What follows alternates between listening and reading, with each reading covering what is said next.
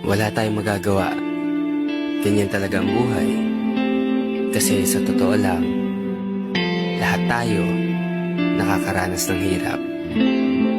Oo, may mga bagay rin na hindi natin maintindihan kung paano masosolusyonan. Pero mas pinipili natin magpakatatag kahit na anong pagsubok ang dumating.